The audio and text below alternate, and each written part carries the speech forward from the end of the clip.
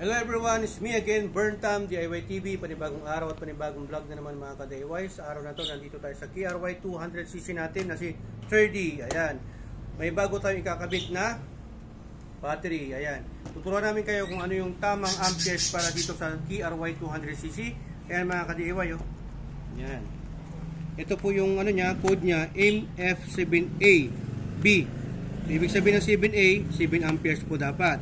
Ito yung katumbas niya. Kung wala ito, ito naman ang si-search ninyo. YTX7ABS. Yan. So, dapat nakalagay 7A kasi stands for 7 amperes. Okay? So, ito mga ka-DIY ay maintenance free na po ito. Pakita mo. Yan. Original po yan mga ka-DIY. O yan o.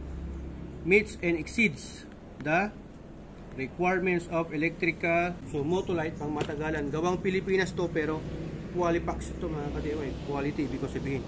So pag magtatanggal kayo nito mga ka-DIY, tatanggalin natin itong upuan. Yan, natanggal na yan. May dalawang tornicles dito. Ano niya, old niya, oh.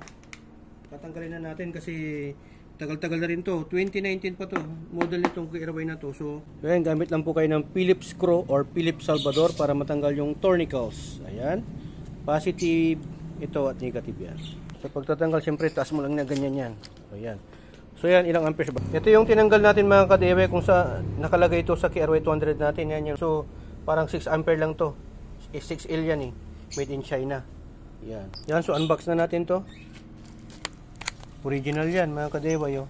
Kaya lang ito, baligtaran to. Yung positive niya nandito. Yung negative niya nandito. Ito naman, yung negative dito, positive doon. Yan, kakabit na ho natin mga ka-DIY. Napaka-spool nitong si 30 ko. Yan, oh.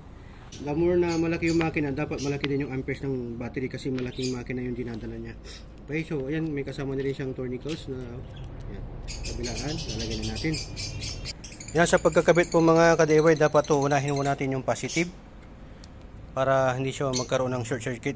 Kasi pag nilagay nyo na yung ano, ground, ito na idikit nyo sa mga body ground dito sa mga bakal, baka mag-spark. Kaya pag nagbabalik kayo ng connection o terminal ng battery, unahin nyo yung positive. Pag nagtatanggal kayo, unahin nyo yung negative or ground. Ayan. Yung gano'n na ho. Kadali. Kaya next thing na ikakabit natin ay yung ground terminal. Ayan. Ang iba, ang ginagawa nila dito, nilalagyan nila ng grasa or vaseline para iwas corrosion. Pero ito, bago pa naman yung battery natin mga ka-DIY.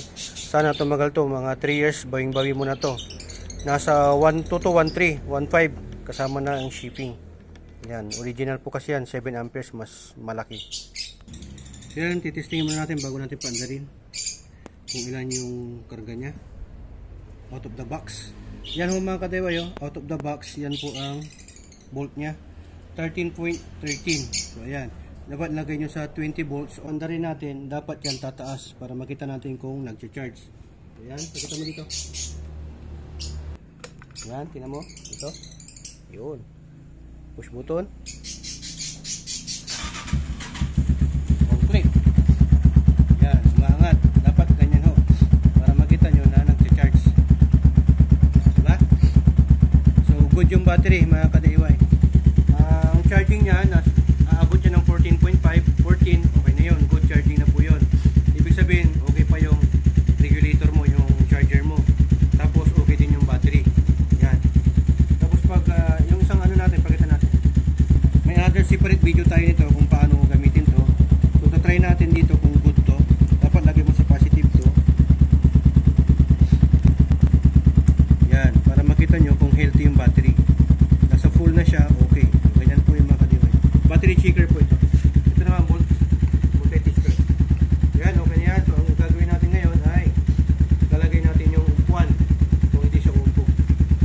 Yan, testing natin yung upuan kung uumpog siya mga ka-DIY. Parang wala. Sa ganyan po talaga yan. So yan mga ka-DIY, ito po yung ginamit natin battery. MF7A or YTX7A. 7 amperes or 7L. Yan, tingnan natin, check natin. Oh. Good charging mga ka-DIY. Yan. Charge siya. Ilaw. Lakas. Yan. So ayun mga ka-DIY, sa mga nagtatanong para sa kung anong battery para sa KRY 200cc or 150 na KRY, ganito po ang bibili nyo po. Ayan. So ayan, maraming salamat. Sana may natutunan ulit kayo sa video na to. And dito sa SPT, sharing is Caring.